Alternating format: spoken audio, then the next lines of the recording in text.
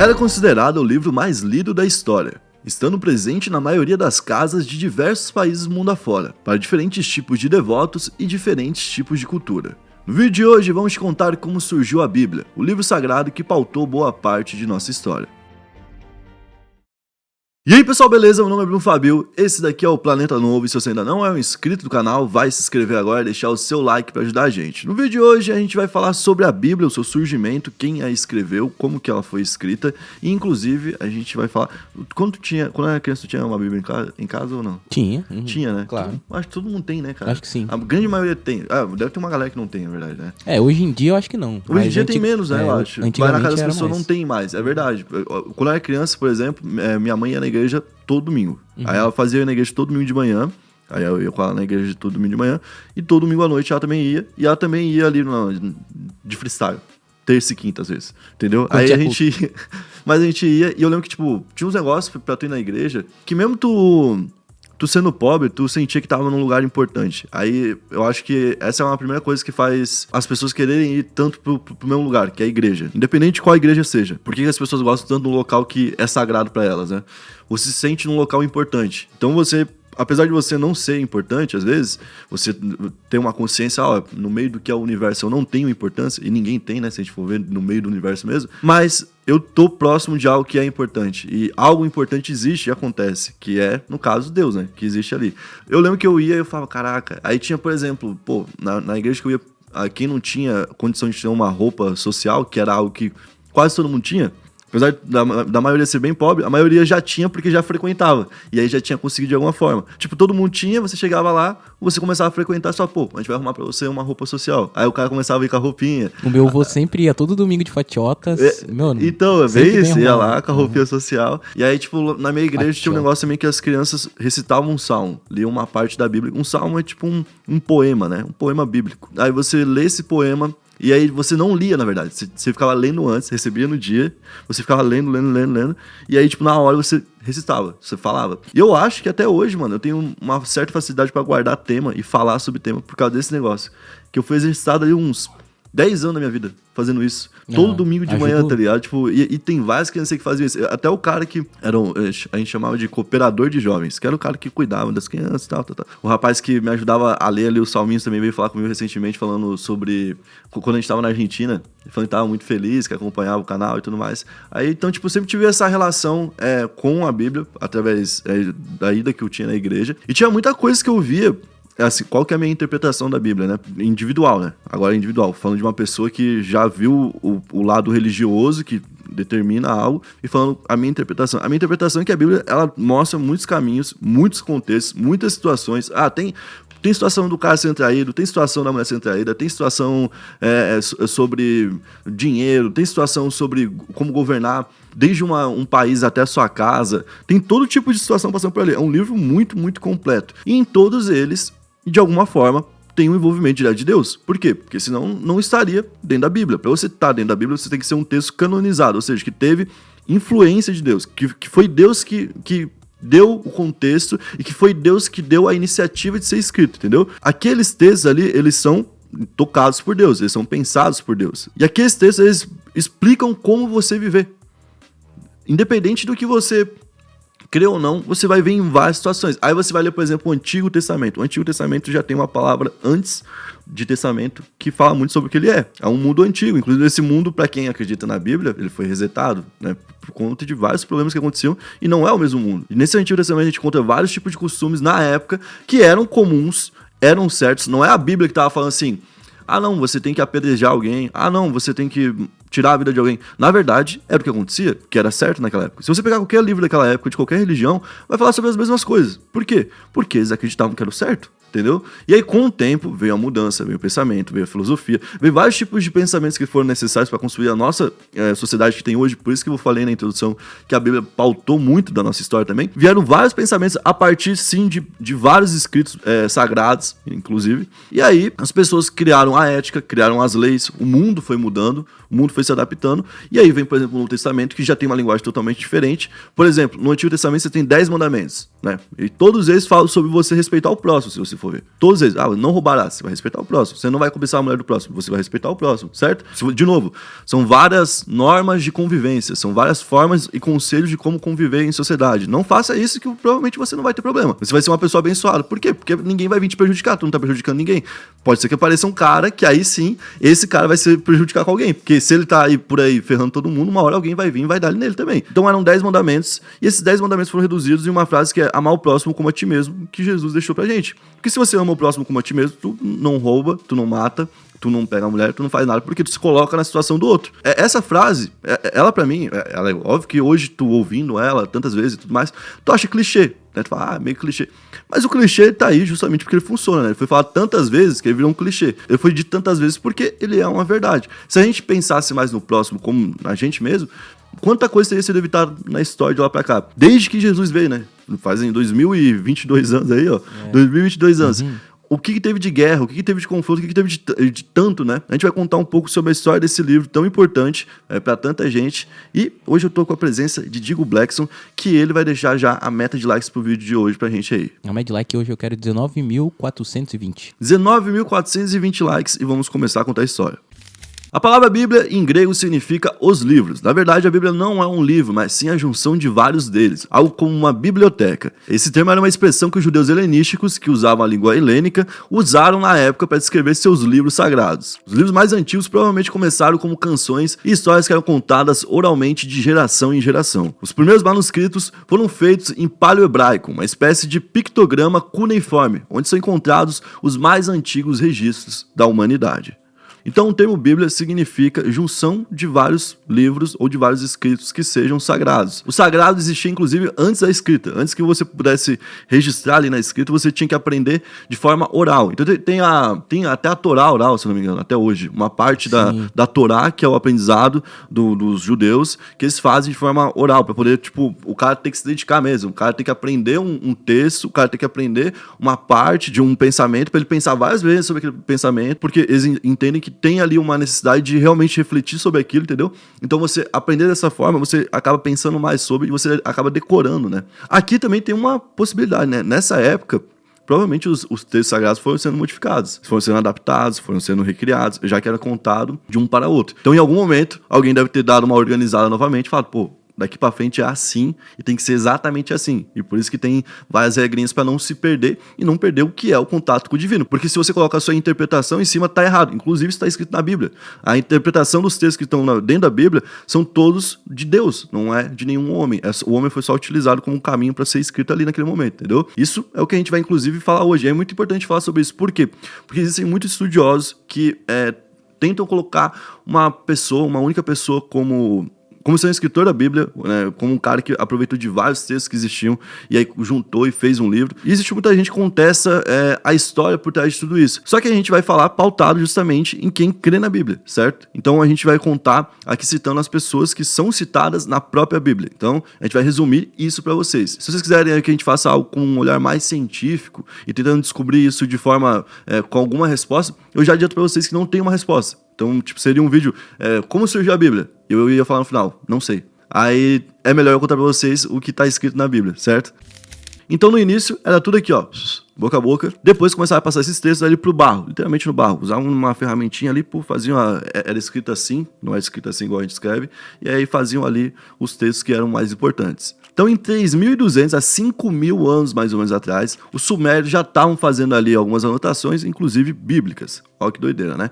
Lembrando que o próprio Moisés gravou ali os 10 mandamentos, né, em 2 tábuas de pedra, ou seja, de uma forma cuneiforme. Tem a citação de Êxodo 34, onde diz o seguinte: disse o Senhor a Moisés: talhe 2 tábuas de pedra, semelhante às primeiras, e nelas escrevei a palavra que estavam nas primeiras tábuas que você quebrou. Isso aqui tem uma historinha ali que Moisés acaba quebrando as tábuas em algum momento e tal, mas a parte importante é que fala, talhe 2 tábuas de pedra, certo? Então era assim que era escrito naquela época e tinha muito mais dificuldade, por exemplo, de você espalhar por aí a Bíblia, né? Como é que você ia espalhar um livro que é literalmente uma pedra entalhada? Você tinha que pegar uma outra pedra entalhada, fazer ali e levar. Fazer várias cópias. Pô, era bem mais difícil, né? Meu Deus. Imagina várias pessoas andando com uma pedra pra ir. E não é uma pedra, né? É 2. Porque 10 mandamentos já são 2 pedras. Imagina a Bíblia toda. Nossa. O cara ia ter que andar com a carroça de pedra, tá ligado? Não, pera aí, pastor, estão caçando aqui. Não ia dar, tá ligado? E depois disso, ainda a Bíblia passou ali pro papiro e depois do papiro pro pergaminho. Então, o papiro, que é baseado ali no plantio, né, de uma plantinha que tem do lado do rio Nilo, que os egípcios usavam antigamente, foi utilizado. Ele é seco de uma forma, eles colocam para secar o papiro e aí ele fica ressecado. Aí você consegue escrever em cima. Depois veio o pergaminho, que é aquele que os gregos utilizavam, né? E aí eles pegavam a pele do animal, aí faziam também um tratamento, secavam essa pele para poder escrever em cima. E tinha uma vantagem no pergaminho, você podia apagar o texto. Você podia, de alguma forma, então, tirar a tinta e usar de novo o mesmo pergaminho. Pra eles era uma vantagem. Nossa. Comprar um pergaminho, tu podia colocar um texto. Podia colocar, tipo assim, fiado só amanhã, pregar na parede. Aí apagava depois, fazer uma gracinha. Feijuca, quinta-feira. Porque já devia ter, né? Tipo, a propaganda tá na comunicação. Mas quem, de fato, escreveu a Bíblia, então, né? A Bíblia foi escrita por dezenas de pessoas, em sua maioria que não se conheciam, ou seja, pessoas que não conviveram, né? E que não tinham o mesmo contexto, porque viviam em tempos muito diferentes. A Bíblia foi escrita ao longo de 1.600 anos, desde o primeiro livro até o último, que foi inserido no que a gente conhece hoje como Bíblia. Vai lembrar que Jesus, que é talvez o maior símbolo cristão, e que quando a gente fala de Bíblia, talvez seja a primeira pessoa que a gente lembre, não escreveu nenhuma palavra. Ele não escreveu nada na Bíblia, né? Na verdade, o que Jesus falou e os registros que temos daquelas histórias são de pessoas que estavam convivendo com Jesus, que são os apóstolos, e eles depois narraram, anos depois, alguns inclusive, muito tempo depois, contaram como que foram as histórias. Porque Jesus falou para eles, para andar e espalhar a história, né? Espalhar a palavra de Deus. Então, no texto mais antigo, o primeiro texto da Bíblia, porque a Bíblia foi aumentando, né? Igual a gente falou, uma biblioteca. Então, a biblioteca foi aumentando o seu número de livros, né? No primeiro texto que formou a Bíblia, tinham 5 livros. E é chamado de Torá, inclusive. A Torá, o Pentateuco em grego, né, teria sido escrito por Moisés. Então, Moisés seria o primeiro escritor ali da Bíblia. E algumas pessoas, alguns historiadores, falam que, na verdade, Moisés não teria escrito sozinho, que alguém teria ajudado ele a fazer isso, mas na própria Bíblia, como a gente citou aqui, né, tem citações de Deus mandando explicitamente Moisés fazer. Ele falou assim, Moisés, chama o Renato e o Maurício, vai lá, pega um monte de pedra e começa a talhar. Ele não falou isso. Ele falou, Moisés, pegue 2 pedras e faça você o serviço, né? E Moisés foi o cara que tirou o povo hebreu lá da escravidão, né? Atravessou o Mar Vermelho e tudo mais, depois ficou peregrinando no deserto durante muito tempo. O povo judeu, inclusive, fala que são 40 anos, né? Ficaram 40 anos peregrinando. E Moisés, em algum momento, acabou falecendo no meio disso aí. Então, Josué, que era um braço direito de Moisés e que ficou ali depois como líder, né? De toda aquela peregrinação, liderou o povo de Israel até eles conquistarem uma cidade-estado, que depois virou uma cidade-estado, né? Que chamava Canaã. Então, nessa época, ele já conduziu todo mundo que estava ali, baseado nos 5 livros que o Moisés tinha deixando pela primeira vez uma geração pós-Moisés. Porque quando tinha Moisés, era tipo livro escrito por Moisés, que teve contato direto com Deus, então contava a história que tinha ouvido de Deus. E agora não, já era Josué, uma pessoa pós-Moisés, contando as histórias dele. E aqui tem uma interpretação importante. Na verdade, o Josué estava contando as histórias de Deus, né? Não de Moisés. Por quê? Porque era isso. Quem tinha contado era Deus. Então, Moisés não tinha nem o crédito. Digamos, no início devia ter até, né? Deviam contar o grande Moisés, tal.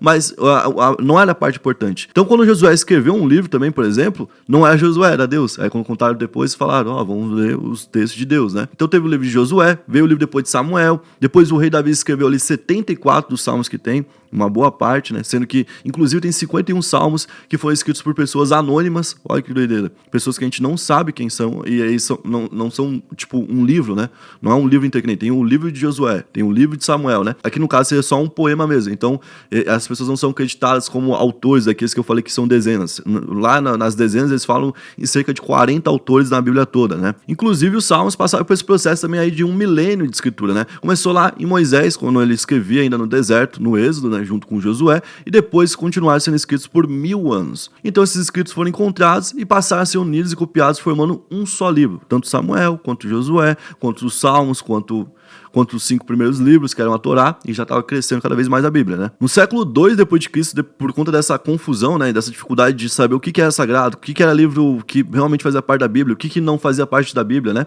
Por conta disso, os cristãos da época, que eram escribas que escreviam, né, criaram um codex, que em latim significa mais ou menos livro manuscrito, tipo um manuscrito, né? Tava ali então escrevendo e definindo o que era para eles a Bíblia Sagrada. Então eles pegavam os pergaminhos, escreviam um pergaminho inteiro numa página individual, então imagina o tamanho do livro, livro, era enorme, né? Pegavam então aquele couro do animal, né? Costuravam todos esses couros e aí faziam um livro gigantesco, pesado, mas que era o livro que a galera fala, pois, essa aqui é a Bíblia de fato. E por incrível que pareça, por mais que era grandão, por mais que ele era pesado, que ele dava um trabalho do caramba pra fazer, que não era fácil ser feito, isso daqui já ajudou a espalhar melhor pelo mundo, porque tinha uma forma de você fazer uma cópia. Ia levar um tempo, só que você ia conseguir fazer uma cópia. Então você fazia algumas cópias no ano, ia mandando pra locais importantes, com muita população, e ia espalhando o cristianismo pelo mundo. Pô, bem melhor que as tábuas lá de pedra, né? Pô, é bem mais fácil, né? Inclusive, nessa época já tinha algumas pessoas que falavam mais de uma língua, né? E que aproveitavam disso para poder escrever.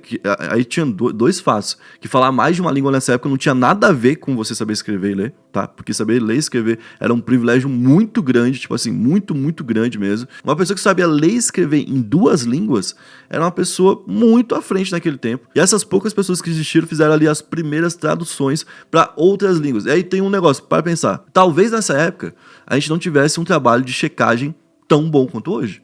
Talvez não, com certeza a gente não tem. Naquela época a gente não tinha isso. Talvez naquela época as pessoas que fizeram a tradução não eram pessoas que conseguissem fazer o trabalho igual o de hoje. Mas mesmo assim, quando a gente vai falar do que é sagrado, a gente costuma buscar o que veio primeiro. Que nem aqui, a gente quer saber como surgiu. A gente leva mais a sério o primeiro. Não importa o que vem depois. A gente meio que despreza a adaptação, sabe? A gente não concorda com adaptações na Bíblia, por exemplo. Mas, e se a gente parar pra pensar que naquela época, a gente pode ter alguns erros, literalmente de tradução. Só por conta de não ter uma verificação de os primeiros textos terem sido feitos por pessoas que não tinham tanto conteúdo e tanto aprendizado à disposição, porque o mundo era mais difícil. Talvez nessa época aqui a gente tenha uma maior fragilidade de passar também o conteúdo. Apesar de que antes, vale lembrar, começou de uma forma oral, que era ainda mais frágil, né? E bom, por que um livro é da Bíblia e o outro não, né? Basicamente porque um livro é canônico e o outro não. Explicou nada, né? Mas o que é o sentido de canonicidade, que é esse o termo, né? É um termo que foi criado pelos primeiros sacerdotes das igrejas ali, que se juntaram para falar, olha, a gente precisa criar um grupo de regras, ou seja, um número de regras, para que um livro seja considerado sagrado e entre na Bíblia daqui para frente. Porque senão, só vai crescer e vai ter muita gente entrando. Qualquer pessoa que falar que viveu um milagre ou algo do tipo vai acabar parando lá, entendeu? Então não pode ser diretamente assim. Primeira regra, foi um profeta que falou? Foi um cara que... a gente falou do islamismo. Então, na Bíblia cristã, a gente está falando de profeta, né? Porque Moisés foi um profeta. Abraão foi um profeta, Salomão foi um profeta, Davi foi um profeta. Então tem também a posição do profeta dentro da Bíblia aqui, né? Um apóstolo escreveu, um cara que conviveu com Jesus, que viveu com ele lado a lado o tempo todo. Então tem que ter sido uma pessoa muito iluminada, uma pessoa muito diferente, apesar de que essas pessoas eram pessoas normais. Se você pegar, por exemplo, Pedro, ele era pescador.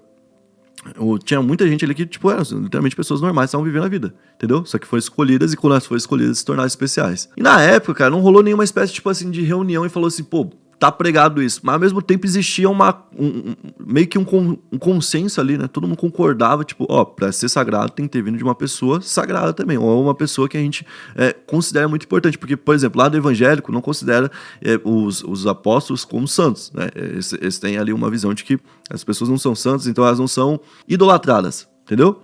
Enquanto do lado católico as pessoas são idolatradas. Então você pode ter a interpretação de que todo texto bíblico é o texto que vem de um santo. Ou então você pode ter a interpretação que todo texto bíblico é um texto que vem de um profeta ou de um apóstolo. Bom, a gente falou então da Torá, que existiu, né? Lá muito atrás, com os 5 primeiros textos. Aí depois a Bíblia ganhou um novo nome, um novo formato, que se chamava Neviim, que pode ser traduzido para profetas. Então, de novo, o termo profeta, né? Que era ali mais ou menos do século 3, ou seja, mais ou menos dos anos 200 depois de Cristo. E teve uma terceira coleção chamada de Ketuvim, ou escritores. Aqui coloca então, você pode ver, tem os profetas e surgem os apóstolos também, né? Que foi escrita ali entre o século 2 a.C. até mais ou menos ali também o século 3 depois de Cristo, onde conviveu com Neviim e os dois juntos depois foram agrupados, né? Então essas 3 coleções, Torá, Neviim e Ketuvim, se uniram ali, foram unidas, né? E formaram então a Bíblia hebraica, que é chamada de Tanakh. O Tanakh é uma coleção canônica, ou seja, ela foi canonizada, foi aceita na Bíblia, é dado como texto sagrado, certo? E que vem dos textos de Israel e que é a fonte do Antigo Testamento.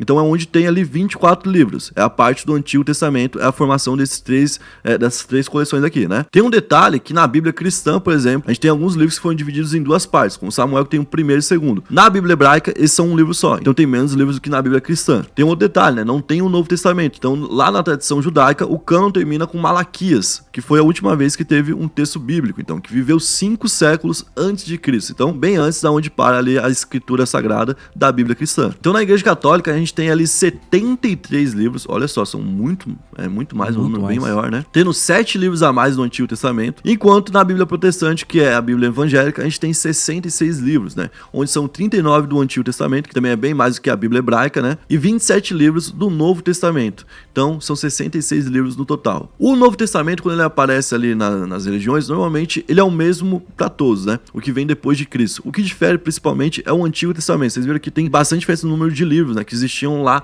no Antigo Testamento para os católicos, para os judeus e para os protestantes. Inclusive, até 1500, todos os cristãos usavam 73 livros. Só que aí veio uma reforma que foi promovida pelo Martim Lutero, onde nessa reforma surgiram os protestantes, né? E justamente eles tiraram 7 livros da Bíblia que eles não consideravam parte do texto sagrado, né? Então, basicamente, na crença, a Bíblia foi escrita sempre ali através de Deus, guiado por Deus, utilizando uma pessoa que era iluminada aqui, uma pessoa que era um profeta, ou então era um apóstolo, certo? Utilizando uma dessas pessoas para escrever ou contar uma história daquela época. Então, ainda a gente tem 51 autores de salmos que são desconhecidos, que também são colocados no total aqui dos autores, né? E são essas pessoas que escreveram a Bíblia. Eu espero que vocês tenham matado a curiosidade de vocês. Se tem alguma coisa ainda que ficou aí de dúvida e tudo mais, comenta pra gente fazer um próximo vídeo sobre o mesmo assunto, porque o assunto é bem complexo mesmo e tem várias formas de abordar ele, beleza? Tamo junto, até a próxima. Valeu, é nóis.